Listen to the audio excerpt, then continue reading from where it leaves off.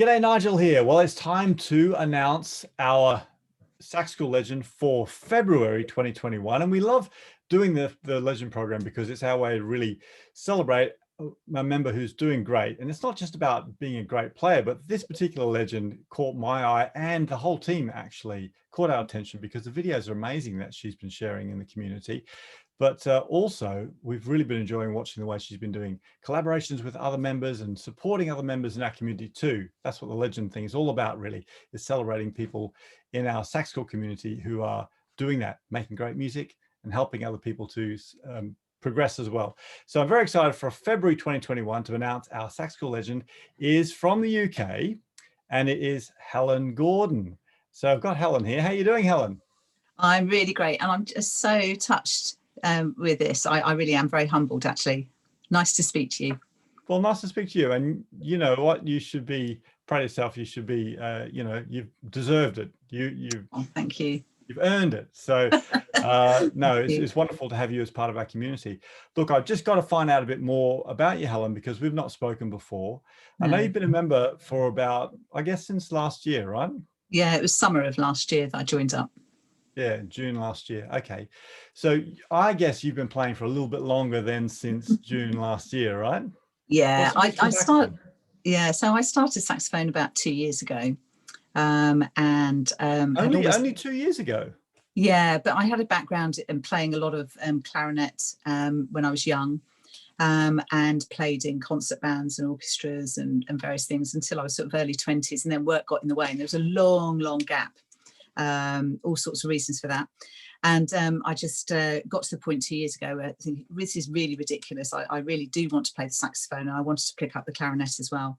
And I was talking about it at home, you know, such a lot. And my husband bought me one 2 years ago for Christmas, bless him. Actually need a supportive partner, having a noisy instrument. And I haven't looked back. Started playing for a few months, just finding my notes and my fingers, and then thought, no, I actually really need face-to-face lessons. So took myself off with some trepidation, I have to say, to some face-to-face lessons, which I still have. Yeah, so I was going to ask you about that, because you do, I've seen in your comments and stuff that you're doing one-on-one lessons as well as doing Sax School, which, I mean, a lot of our members do that actually. Yeah. Are you finding that those two things are working well together? Absolutely. I mean, obviously I joined Sax School last year, mainly because of the lockdown. I couldn't get to see my teacher, and I thought I really need to continue to progress. And so was looking around, and your Baker Street video on YouTube got me hooked. So I thought there's some things I really want to play, and I'm up for that now, having had some lessons, feeling good, ready for the next stage. And Sax School caught my eye in summertime of last year. I also upgraded my instruments then, which made a big difference. And so it was a big push. And so having that gap when I couldn't see my teacher, but really taking the advantage of Sax School to learn some really iconic pieces, access some backing tracks and music that I really trust. Your tuition, really bite-sized chunks really suited me. And then finding the community. I mean, I've learned so much from the community. So I wouldn't go back now. I certainly would still have some face-to-face lessons when they recommence, but also enjoy the Sax community as well as the lessons online. Great. I think it's a really flexible mix for me. Yeah, well, you know, it's really wonderful to hear you say that, Helen, actually. And I like the fact that you've reached out with quite a few different members and done these collaborations.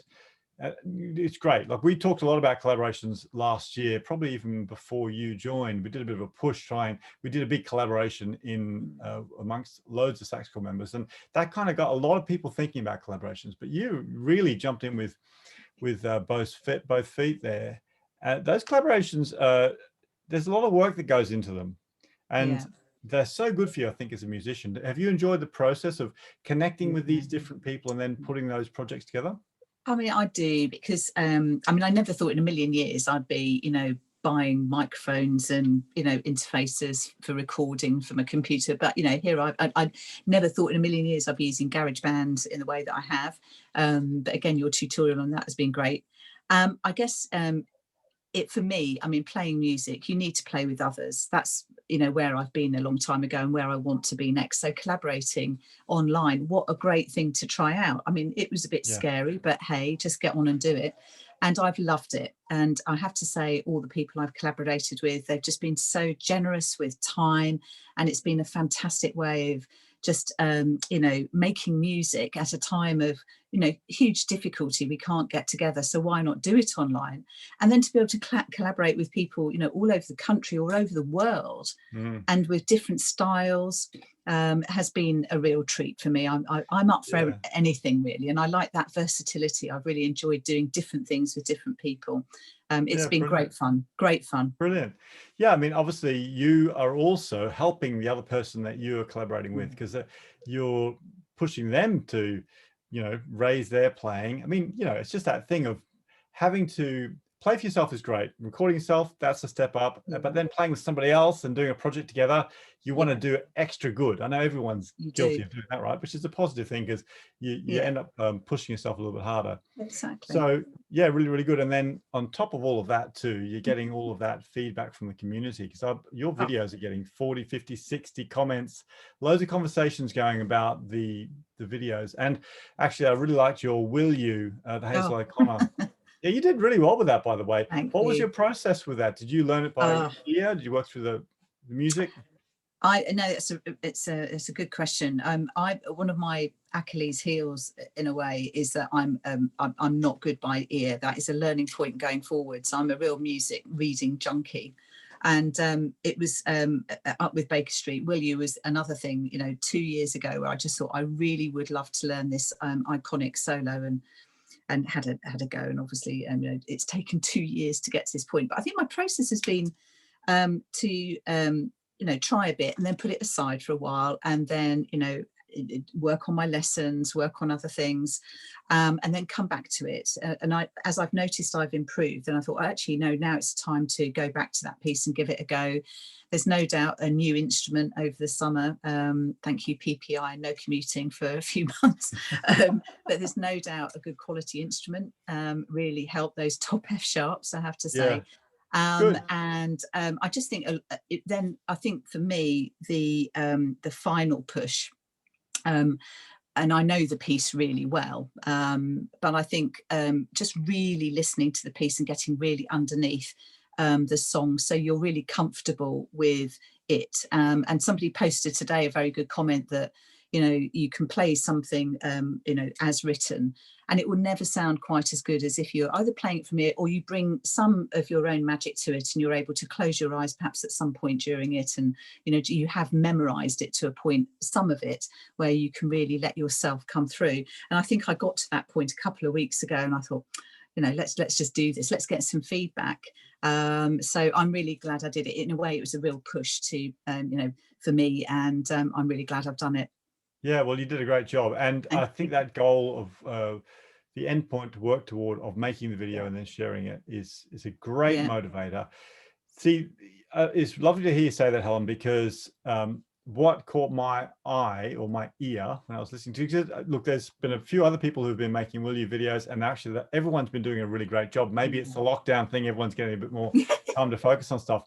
But when I was listening to you playing it, I could tell that you've spent a long time listening to all the inflections, because that's an interesting solo, that Will You. Note wise, it's not crazy difficult, but what makes it difficult is all of the extra stylistic things, the inflections, which you nailed. And that takes a lot of listening and attention to detail. So really, really good. But if you really love music, and you really want to get underneath it, then listening for those little cues. And Butterfly was the same, just giving me lots of ideas to make the sounds and the notes interesting. It's great. You've got to just listen and then make the song your own. Yeah, the Butterfly one was nice too. Did you start with music sheet for that, or was everything? I did, yeah. It was a sheet music book, but then I picked out and listened to various iterations of it for inspiration. So I do that with quite a bit of what I play. So I'm just interested with what other musicians do, really, and it's all a learning process. Brilliant. Very, very inquisitive you are. That's wonderful. So what's your goals then moving forward? You sound to me like you're quite accomplished. You're at quite a high level with your playing. Actually, before you tell me that, I've got to ask you about your clarinet when you said you were yes. younger, and you did concert bands and stuff. So what was this something that you did through school? Were you doing it professionally, or? When I moved from school, I was learning wind instruments from a very young age, and very supportive family and school. These are the days when schools actually had a music instrument cupboard, you know, that you kids could try, and came from quite a musical family, or part of it. So I started playing the clarinet when I was 8, and got my grades quite early. And so in my late teens, I was playing in the county music scene in the concert band and the orchestra for a while. And was lucky enough to attend Guildhall School of Music and Drama as a junior student as well, on scholarship as well. But all of that was up until the age of 18, and then nothing after that. But I love the clarinet, and so re-engaging with that has been really good fun and important. Otherwise, you just lose the fingering, and of course the embouchures are very, very different. So that is a bit of a challenge. I probably played Will You far better because I haven't played my clarinet for a while, you know, because you really have to get your embouchure right. Yeah, but I, you know, I'm playing many classical stuff on my clarinet, but I'd love to be a bit, you know, versatile. Wouldn't it nice to be wanted for my sax playing, but perhaps a bit of clarinet in a local band sometime? And you know, that would be a forward view for me. I've got lots of things to practice though, before I get to that level, I think. Yeah, so that's possibly your goal moving forward then, expanding your saxophone. You mentioned also about developing your ear. Improvising, Yes. is that something you're yeah, I mean, my weak spots are definitely improvisation and playing by ear. So that's what I'm having, you know, a lot of face-to-face lessons are all around the improvisation area. So I've definitely got more to do in that area. I'm feeling more confident, but I've just got to let myself go a little bit more, I think, become a bit more creative. I think if you put the, you know, your technical skills together with some good basic framework knowledge for improvising, then you'll really steam ahead with that. And there's, you know, I mean, some good units on Sax School around that, which, you know, I shall check out. Yeah. I mean, working through that improviser pathway is it's a great starting point. And because those courses are really all about, a lot of it is quite simple because it's about understanding that framework really, really clearly. Because from there, once you've got that down, you know, the world's your oyster, really. And that by working through that, you'll also overcome those initial hurdles of confidence and, you know, not knowing what to play when you're in that situation of having to improvise. So yeah, I'd suggest going through that, and it'd be interesting to see your progress. The other thing I wanted to ask you, just to wrap up, is we have so many new people coming into Sax School, and they'll look at the videos that you're making, and you know, you'll be blowing their mind. They'll be looking up to you as someone that they want to eventually get to be able to play like. So what sort of advice would you give somebody who's just joining Sax School, and about how they could make best use of all the resources we've got? I think your pathways are a really good way in for beginners, I think. So pick a pathway and stick with it, and take, you know, the advantage of the lessons, but, you know, redo them, feel comfortable with them. But if there's something you don't like, you know, move on. But I think the pathway approach is really, really, you know, helpful. And, you know, your bite-sized videos and the ability to, you know, sort of just replay those at your own leisure, I think is fantastic. So that's really good for beginners. I do think, though, that the community is a really supportive and great way of getting advice. There's no such thing as a silly question. There's all sorts of players, you know, in the community to watch, to listen to be inspired by, or be curious about. And what I love is that, you know, just the questions and the answers are just really free flow. So, you know, if you post something out there as a beginner, or any stage, I've done the same, you know, it really helpful responses come back. So, I mean, my advice would be, you know, take advantage of the pathways, take advantage also of the community, get some videos up there of playing, because you will receive feedback, and you'll also get a lot of support that will really encourage you. That's brilliant advice. You see, you're saying it's like I wrote that script for you, Helen. That's fantastic. Well, really, really great to see. And I do hope beginners listen to what you're saying there, because you're spot on. You know, we've got this great resource, and I think if you're using it in that way, you're going to get the best results. Hey, it's been really great to talk to you, Helen, and I'm looking forward to hearing about your progress. So please do keep making those videos, and we'll be watching you inside the community. Thank you, Nigel, and thank you, everybody. Okay. Take care. Bye-bye. Bye.